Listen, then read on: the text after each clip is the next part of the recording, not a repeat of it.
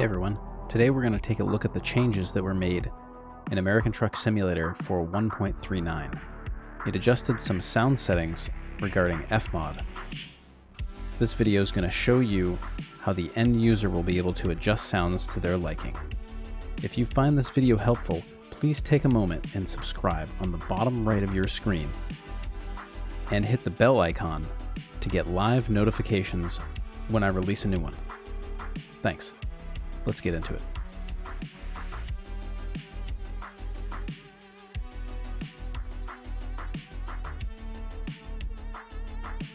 Alright, so we're looking at two folders here. One in particular is the 139 base, which you can see over here in the top corner. I've got my pointer focus on so you can follow what I'm doing.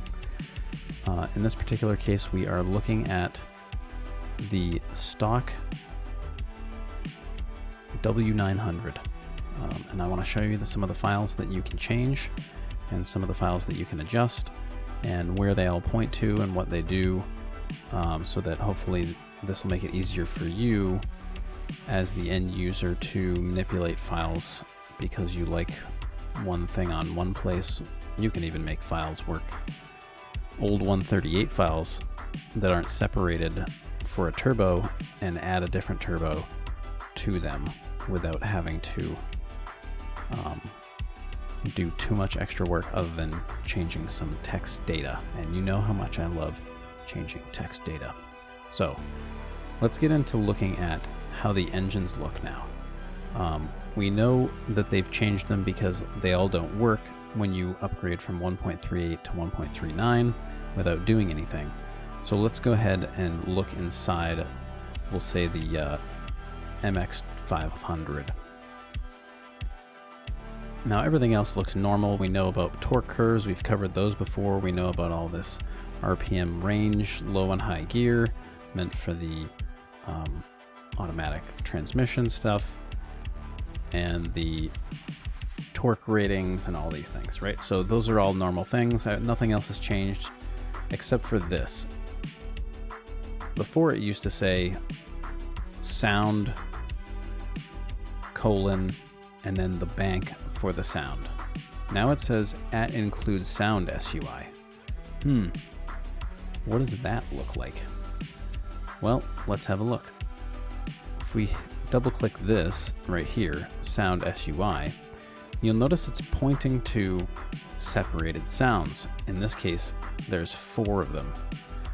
I'm sure that you could probably add more. I'm not too certain on how to do that portion of it just yet, but what it's looking for is the engine, the exhaust, start bad, meaning it doesn't start if you have damage to your truck, and the turbo.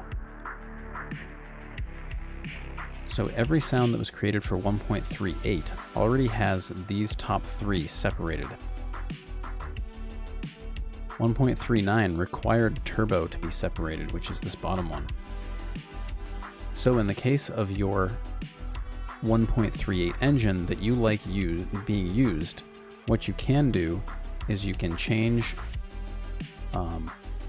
add this sound.sui file to your engines, add these files right here to this folder over here, as it shows here, and then point the turbo to, say, the W900 or any other stock turbo that you particularly care for, just to get your engines working for now. If you also notice, if I click on sound engine sound ref, is this file, it's pointing to a bank, but it's specifically the engine. So this is a huge change to this game. Now, why does it matter? Why is this revolutionary, is what I would say? Because it allows you as the end user to change things about your truck with just text editing. So if you've found an engine, even if somebody updates a 1.39 engine, but you don't like specifically the turbo sound that they're using and you want a quieter turbo, you can grab the one out of the W900 yourself. You don't have to wait for them to edit it or learn how to edit it or anything like that. You just go in there and type in the sound that you want, and it's there. So in this case, this is the sound turbo. So I want to open that with Notepad. Here it is. It's showing the engine/turbo. So I would take this file, soundturbo.soundref, and put it into the modded truck folder that I wanted, where the engines are. Point this sound.sui to that file, and it would just pull the stock W900 turbo file. You would just have to input this information from the 1.38 or the 1.39, doesn't matter, into this file, and you can change how your truck sounds, how your specific engine sounds. You can change them per engine, you can change them per type of engine. If you have a like a more higher horsepower engine or something of that sort, you can change the turbo to be louder. So maybe you want to use the louder turbo sound on another truck. You can input that sound right here, pointing to the sound ref, etc. Now you have to remember that if you put in this sound to a truck that doesn't exist in the game and you load the game, it's going to crash. You're not going to make it to the desktop because Fmod is part of the it's built into now the Prism system.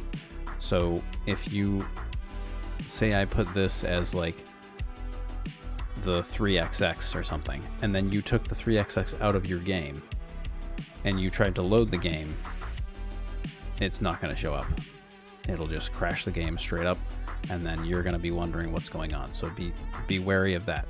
Also, anytime you change sounds, you have to exit the game fully, because like I said before, it's part of the Prism system, so it's hard-coded into the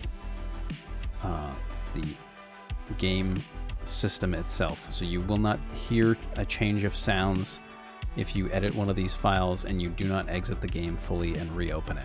You can't go to the profile screen. So that little trick doesn't work for sounds specifically. The other thing I wanted to bring up is there are a lot of sounds that are spread out across the truck in itself. As you can notice here, I'm on the long2.kenworth.w900.chassis, which is the 300 gallon. If you notice here, it says include sound SUI.